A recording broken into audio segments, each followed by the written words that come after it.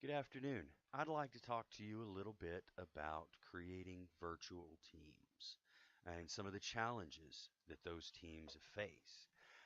I, along with my team members Lauren Waldo and Kathleen Shelton, are going to focus on some of the unique barriers that virtual teams face on a regular basis.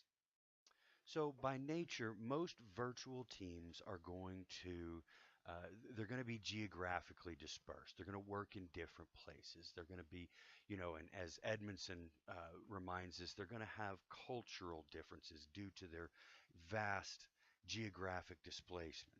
So some of those barriers then are going to be some of the conflict that relates to teams that don't form a cohesive unit because they don't meet face to face. Of course, with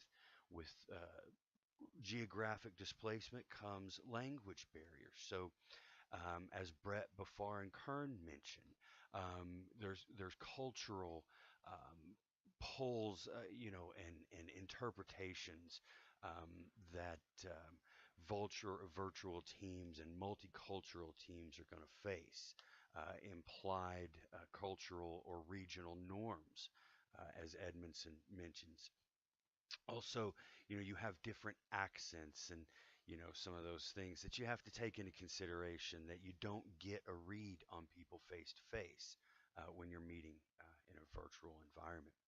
And also, as my colleague Kathleen Shelton mentioned earlier, we have, um, she points out that, just doing the basics of emailing and instant messaging and communication, that's at the bottom rung of your communication. And that's not teamwork.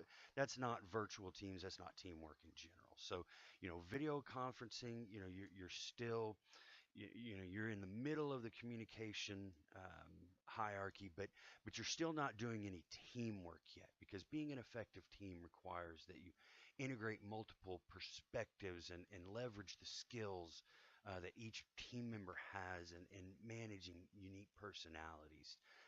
And these are the qualities that are going to get you to overcome fundamental challenges that teams have and behave in ways that ensure they operate, as Edmondson reminds us, in a psychologically safe environment, which builds trust and so forth. So again, just basic communication. That's not teamwork. Teamwork is really the actual use of skills. So all virtual teams are going to have again some barriers that are unique, and one of the most fundamental is the IT problem. That has to be solved first. Technology issues, the Edmondson reminds us the IT, IT is what the foundation of a virtual team. We take for granted reliable internet, fast internet connections, but when those things break down, the foundation of the virtual team breaks down. So you have to solve that issue first. Now, a second comes along, again, as I mentioned, the geographic distances bring in the challenges of time zones. I myself, I work in Oklahoma City. I believe Lauren works in Georgia, and so they're already, even just within the United States, you can see, let alone globally, the things you have to consider.